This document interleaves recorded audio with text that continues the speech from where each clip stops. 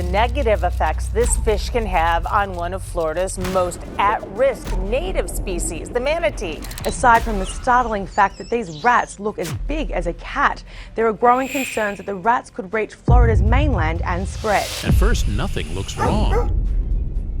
The ground feels solid. The water looks calm. The neighborhoods are quiet. That's what makes the footage deceptive.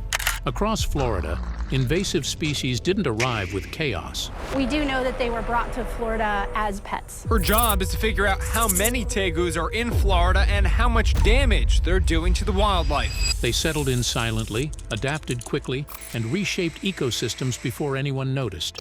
What these cameras capture isn't the invasion itself, it's what remains after the damage is done. Are now starting to notice big lizards that look like Komodo dragons. And as Fox 35's Esther Bauer reports, these things are not supposed to be in the wild. And once you see how much has already changed, it becomes clear why the final species on this list isn't just invasive, it's something Florida may never undo. The Gambian pouch rat.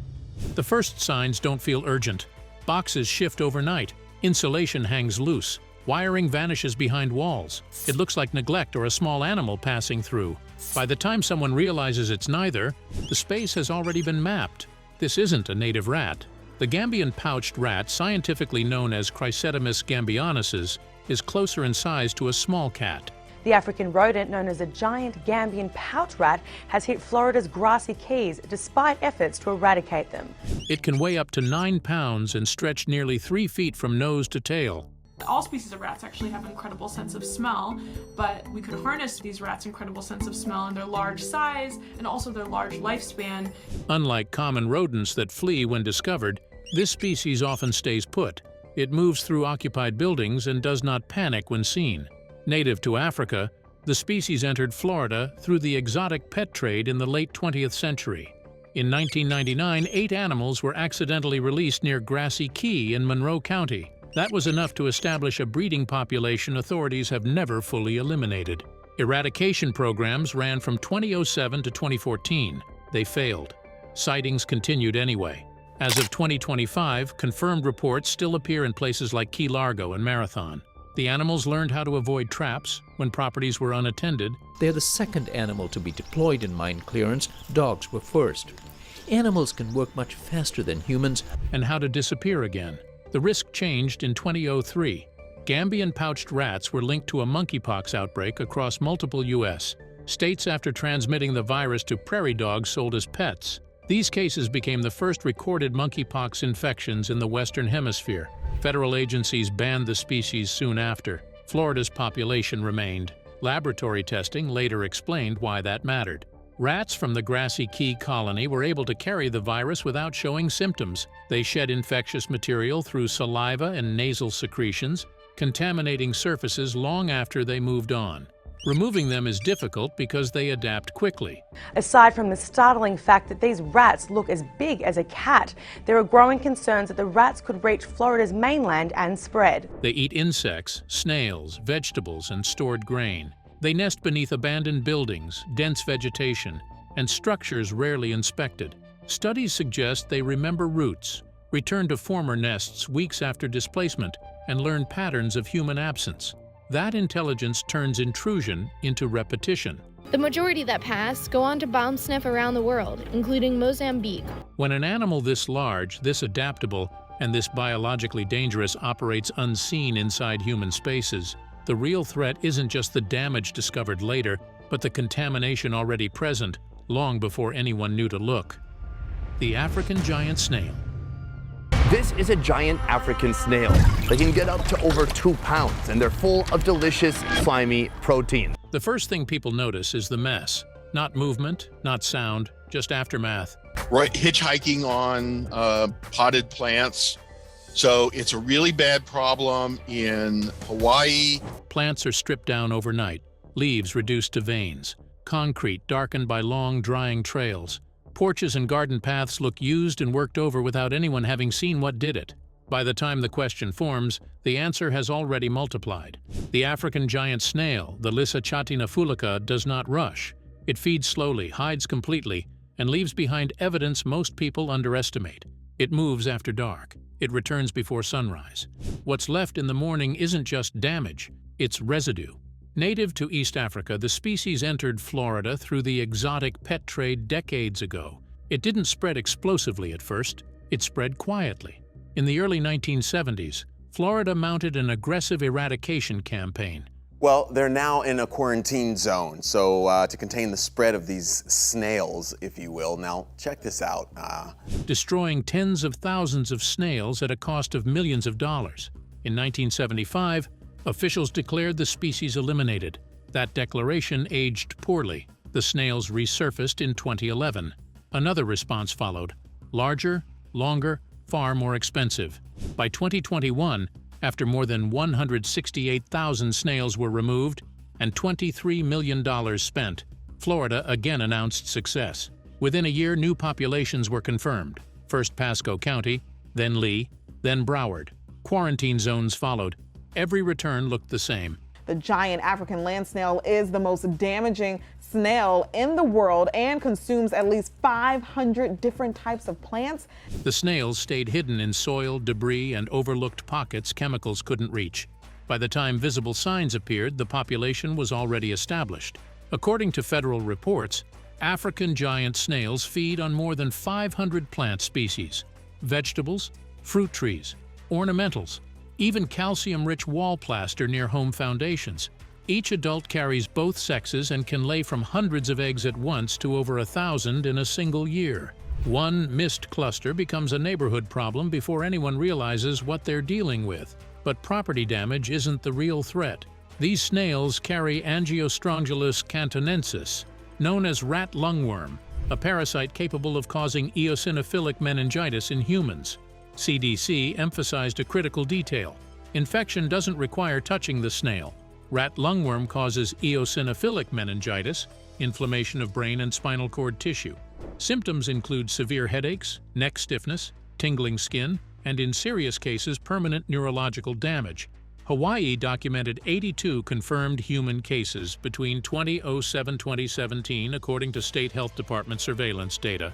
The parasite survives in slime left on walkways, toys, garden tools, and outdoor furniture. Touch the residue.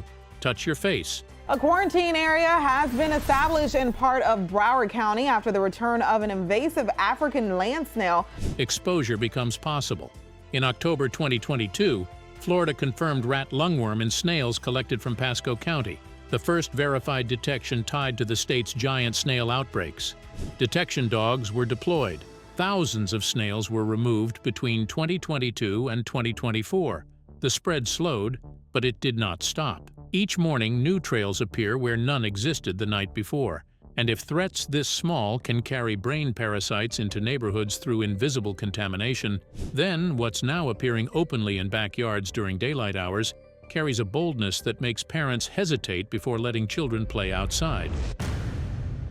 The tegu lizard are now starting to notice big lizards that look like Komodo dragons. And as Fox 35's Esther Bauer reports, these things are not supposed to be in the wild. What is unsettling isn't the speed, it's the calm. Lawns shift in broad daylight. Grass folds down, not from wind, but from weight. A thick, black and white body pushes through without hesitation, fully exposed, already too close to where children were playing moments earlier. The animal doesn't bolt, it doesn't freeze. It keeps moving as if it knows no one is coming to stop it. This is the Argentine black and white tegu. Unlike most invasive species, tegus don't rely on hiding. They walk openly through Florida neighborhoods with deliberate confidence. Eating our native wildlife. Holding Ragu is biologist Tessie Offner, a tegu expert. We do know that they were brought to Florida as pets. Native to South America, they entered the state through the exotic pet trade in the late 20th century, sold as manageable juveniles. Within a few years, they grew to nearly 5 feet long, developed crushing bite force, and became more than most owners could handle. Many were released. The rest figured it out on their own. By the early 2000s, breeding populations were established across Hillsborough, Miami-Dade, St. Lucie, and Charlotte counties. In 2017, the first tegu was confirmed inside Everglades National Park. By 2020, hatchlings proved they weren't passing through. They were reproducing inside one of Florida's most sensitive ecosystems. The damage they cause isn't random. FWC then contacted Rod Smith of House of Reptiles, who captured the lizard. University of Florida research through 2024 identifies tegus as specialized nest predators. Camera traps and gut analysis show them consuming American alligator eggs, raiding crocodile nests, and destroying gopher tortoise burrows. In central Florida, juvenile tortoises were found inside captured tegus. Threatened species aren't spared. Sea turtles, eastern indigo snakes, Cape sable seaside sparrows, eastern black rails. While direct attacks on leashed pets remain undocumented in scientific literature, FWC incident logs show increasing calls about tegus in yards where outdoor cats and small dogs have disappeared. The temporal correlation raises concerns among wildlife managers, though proving predation without witnessed attacks remains difficult. One Miami-Dade County study examined 124 tegus. Nearly 40% contained vertebrate remains, reptiles, amphibians, and small mammals. Female tegus reach maturity in as little as 2 to 3 years and lay clutches averaging 35 eggs annually. They build nests in tall grass, beneath trees, and inside existing burrows, including those they forcibly take from gopher tortoises. What concerns biologists most is how little slows them down. A really long tongue, and it had to have been almost 3 feet long. She immediately knew it wasn't an alligator, but had never seen an animal like that before. Tegus survive cold snaps by digging deep and entering brumation, emerging early in the year to breed. That tolerance pushes their potential range far beyond South Florida. Established populations are already confirmed in southeast Georgia. Then there's the intelligence. Tegus are among the most cognitively advanced lizards studied. They solve problems, open latched gates, learn feeding schedules. Reports describe individuals returning to areas where they were previously trapped, waiting weeks until pressure eased, then reclaiming the same ground. In 2024, Florida deployed artificial intelligence-assisted cameras to track them. In March 2025, tegus were confirmed spreading into the Florida Keys for the first time. As daylight fades, they retreat just beyond property lines. Yards go still again, but the quiet feels temporary. Because these animals don't rush, they don't panic, and they don't forget. While tegus reshape life above ground, another invader is removing the ground itself. Armored catfish. These non-native fish only eat algae, so you're probably thinking. The ground doesn't crack and it doesn't warn. It simply gives way. One step along a canal bank is solid. The next drops into nothing, exposing hollowed earth beneath a surface that looked unchanged for years. What collapses isn't erosion or rot. It's structure, removed deliberately and patiently from below the waterline. The damage is being done by fish. Across Florida, armored catfish of the Pterygoplicthus genus are turning calm canals into unstable ground. Native to South America, these fish were never meant to leave aquariums. La verdad que todo el proceso es un poco difícil, sí. Si no usamos como ahora que no llevamos los guantes ni nada, pues. But floods, releases, and overwhelmed owners introduced them into Florida's warm, interconnected waterways, where they found no resistance and multiplied fast. And they don't just live in the canals, they excavate them. According to Florida Fish and Wildlife assessments confirmed through 2025, breeding males dig nesting burrows up to 18 inches deep into canal banks. These tunnels, stacked side by side, form dense networks beneath shorelines. From above, the bank looks intact. Below, it's riddled with voids. Walkways, residential access points, and drainage edges end up resting on air. Then the failures arrive quietly. In 2009, sections of the Hillsborough River near Tampa were closed after engineers traced repeated bank collapses to catfish burrowing. Repairs followed. Reinforcements were added, but the soil continued to fail anyway. The damage wasn't visible until it was already structural. That's kind of what these fish feel like to the sea cows, and that kind of stress can be really harmful.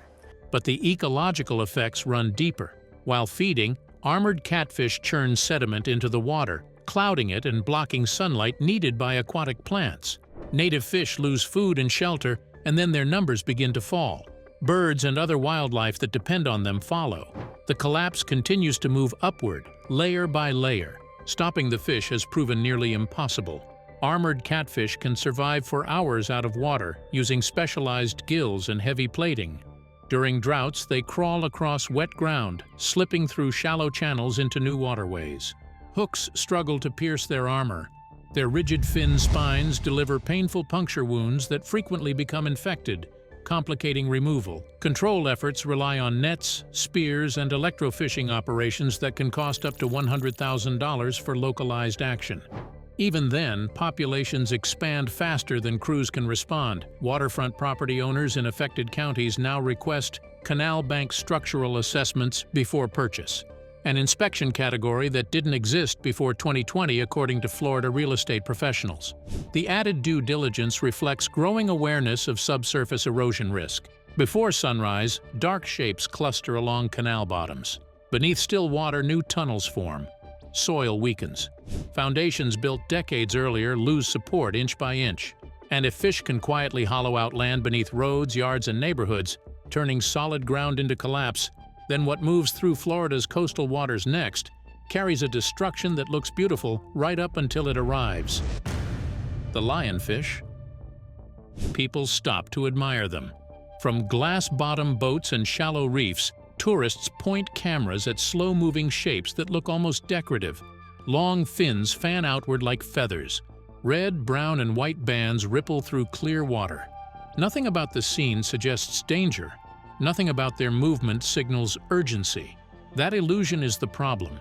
Lionfish, known as Pterois volitans, don't hunt like native predators. They drift, they hover, they corner juvenile fish with gentle motions that feel harmless until it's too late. By the time prey reacts, escape routes are already sealed. Native to the Indo-Pacific, lionfish entered Atlantic waters through the aquarium trade. The first confirmed sightings in Florida appeared in 1985. For years, they were dismissed as isolated releases. Then, after 2000, their numbers surged. Within 2 decades, they spread across the Atlantic, the Gulf of Mexico, and the Caribbean faster than marine biologists had predicted. The impact was immediate and severe. According to NOAA assessments, lionfish prey on more than 70 marine species: juvenile snappers, groupers, parrotfish, species that reefs depend on for balance and recovery. In controlled studies, a single lionfish reduced native reef fish populations by nearly 80% in just months. Within 2 years, entire reef systems lost more than half their fish, and they never stop reproducing. In warm waters, females spawn year-round, releasing tens of thousands of eggs every few days. Over the course of a year, one fish can produce more than 2 million eggs. With no natural predators in Atlantic ecosystems, nothing slows the expansion. The damage extends beyond what they consume. Lionfish target herbivorous fish that normally keep algae in check. As those grazers disappear, algae spreads unchecked across coral, smothering reefs already weakened by warming seas, disease, pollution, and acidification. Coral dies. Habitat collapses. Recovery stalls. By 2024, dive surveys showed fewer juvenile lionfish on heavily invaded reefs, alongside a growing population of large adults. Scientists began documenting signs of cannibalism, an indication that prey populations had dropped so far even lionfish were running out of food. Efforts to stop them have been relentless and insufficient.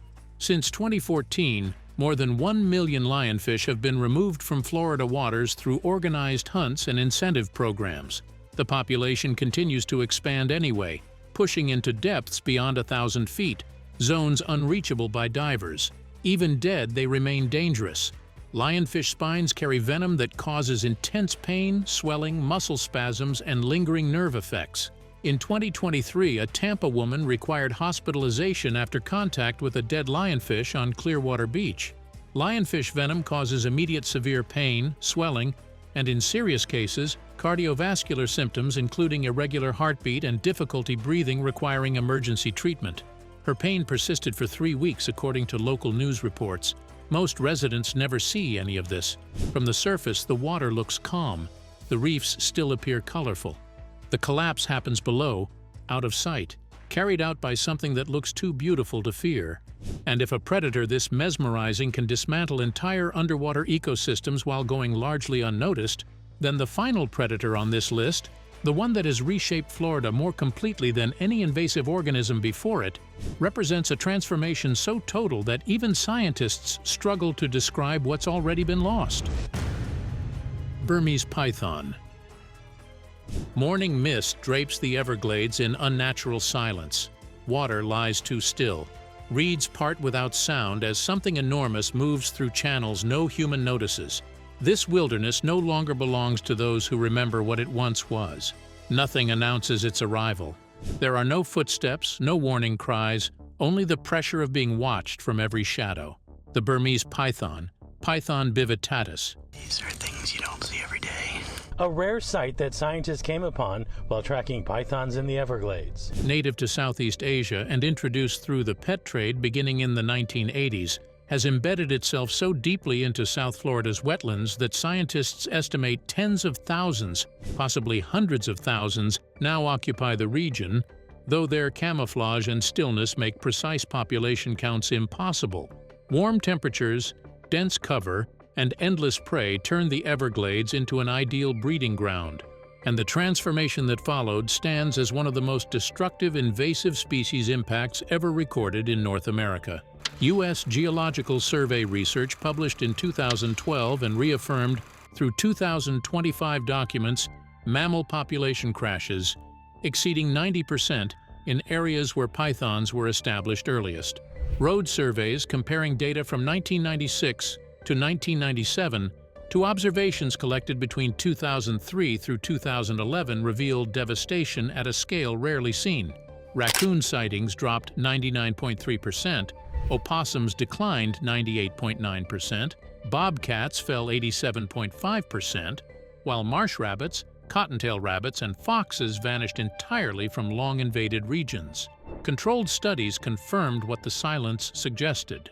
Radio-collared marsh rabbits released into Everglades National Park suffered a 77% mortality rate from python predation alone, and within 11 months, the entire reintroduced population was extirpated, locally erased, while identical populations outside the python range remained stable. Rangers who spent decades working these wetlands describe an eerie absence where noise once dominated. No rustling underbrush, no dawn calls, only empty space broken occasionally by the slow movement of something massive sliding through water. This was not an ecological adjustment. It was a systematic removal.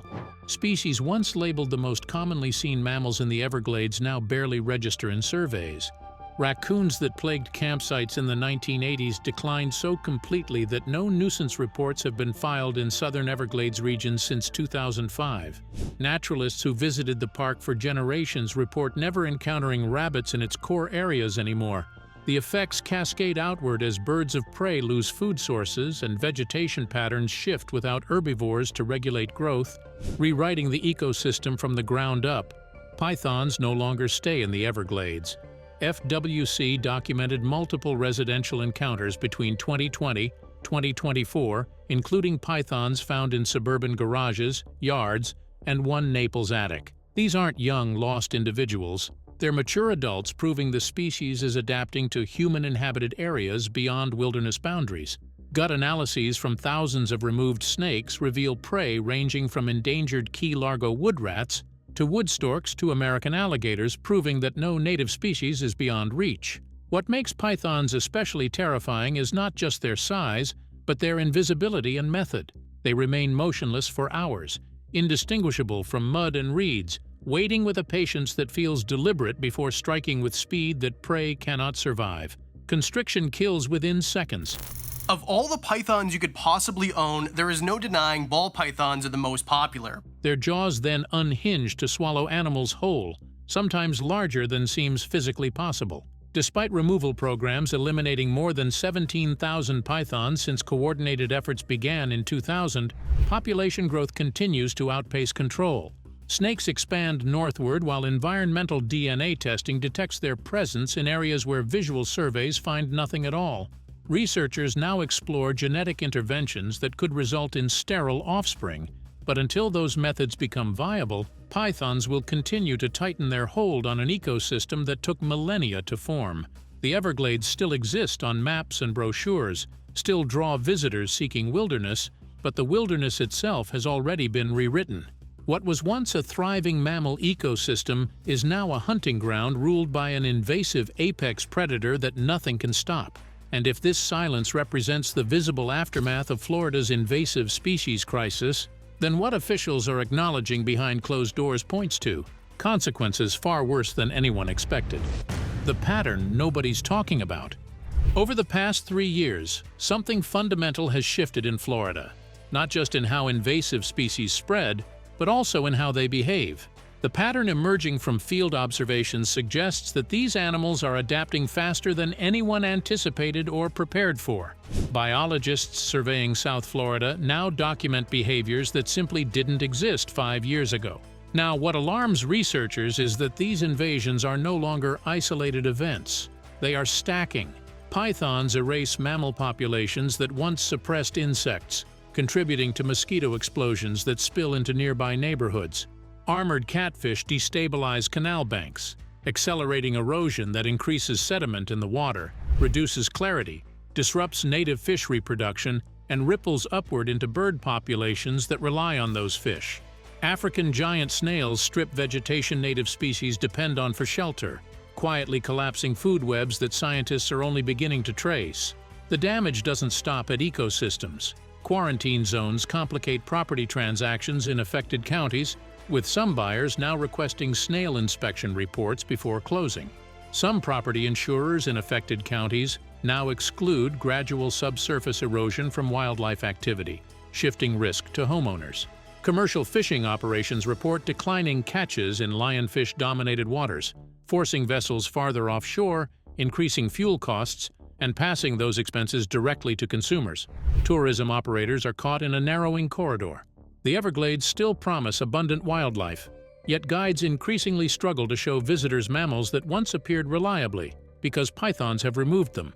Dive operators promote vibrant reefs while confronting the reality that the biodiversity attracting customers is visibly thinning, but acknowledging that decline too openly risks undermining the industry itself. Control efforts continue, but they trail the problem rather than containing it. Taken together, these patterns point to something Florida has yet to openly confront. This is no longer a temporary disruption waiting for a technological fix. It is a permanent ecological shift where invasive species are now embedded into systems they were never meant to occupy.